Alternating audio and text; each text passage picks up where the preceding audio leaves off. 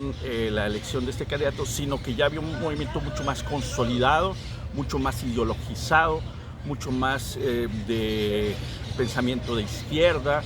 donde el marxismo y las diferentes corrientes del marxismo ya tenían un juego muy importante en las diferentes posiciones que tuvieron los estudiantes con respecto a la ley, y que generarían pues todo un movimiento contracultural, además de político, y también generaría, tras la falta de condiciones en Sonora y el éxodo de muchísimos estudiantes hacia la Unison, y la creación incluso del movimiento guerrillero urbano también, en el cual Hermosillo fue parte muy importante, y muchos de sus estudiantes entre 73 y los años 70 pues se unieron ante la falta de opciones políticas a la guerrilla urbana, concretamente a la Liga Comunista 23 de septiembre, ¿no? Todos los años 70, prácticamente toda la década de los 70 fueron años muy convulsos para la Universidad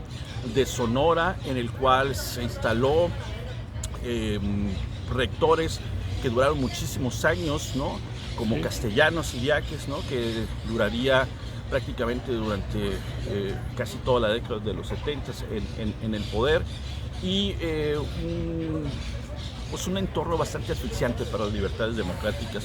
y para el surgimiento de una sociedad civil universitaria. 76 es la misma dinámica.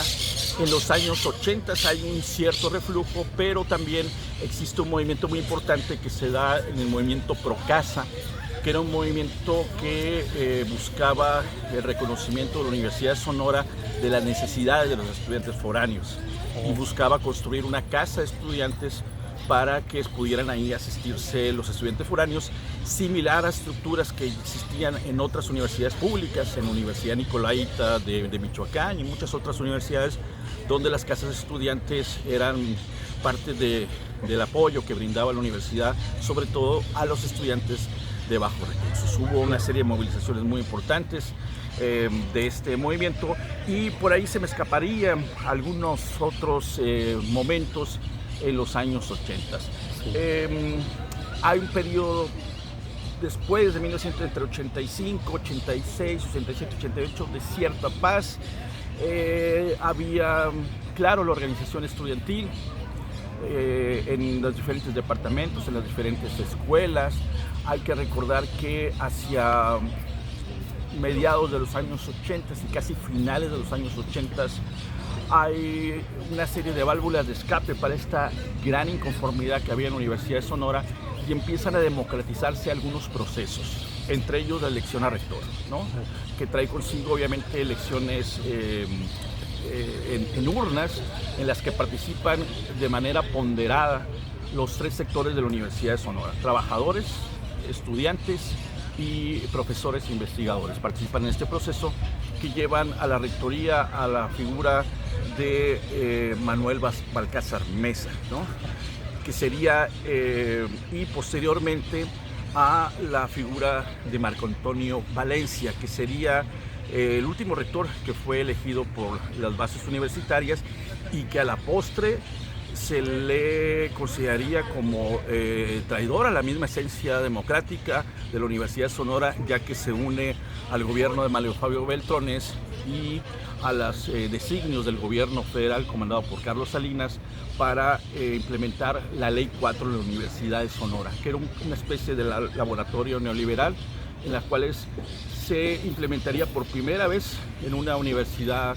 con una tradición de lucha, una tradición combativa, esquemas que pulverizarían el poder de decisión de los estudiantes sobre las cuestiones de la Universidad de Sonora, y todo se elegiría bajo un esquema de democracia indirecta que sobrevivieron todos los años 90. La ley se implementó hacia finales de 1991, y al anunciarse esta ley se generó un gran movimiento estudiantil, que fue el último gran movimiento estudiantil, el de 1991-92, que fue un movimiento de masas en las cuales los estudiantes pedían la democracia al interior de la Universidad de Sonora, que se rechazara esta misma ley, que se pudiera consensuar una ley entre todos los sectores, y también se rechazaba la implementación del cobro de cuotas, exámenes de admisión, que particularmente en el caso de la Universidad de Sonora las cuotas eran simbólicas antes de 1991. Ajá. Y el examen de admisión pues no existía particularmente. Cada estudiante podía cursar la carrera que fuera de su elección al salir del bachillerato, y el único requisito para ingreso era el bachillerato. Entonces esto generó un movimiento que al no encontrar, al igual que en los años 70, su cauce democrático, de diálogo con un gobierno bastante represor como fue el gobierno de Mario Fabio Beltrones, pues terminó en ese mismo sentido. Se tomó rectoría, posteriormente fueron desalojados los estudiantes de rectoría después de 3-4 meses de estar tomado el edificio de rectoría, y se llevó en medio de una negociación o de un llamado que hizo el gobierno del estado a la negociación en Palacio de Gobierno. Se apresaron los estudiantes de la comisión negociadora, se mandaron al Cerezo, y el movimiento determinó que no había condiciones para establecer ningún tipo de negociación y de diálogo con el gobierno del estado, y se decidió salir en marcha hacia la Ciudad de México. Esto fue en mayo de 1992, en la denominada Marcha Nacional del Desierto al Zócalo, en el cual por un periodo de 3 meses se emuló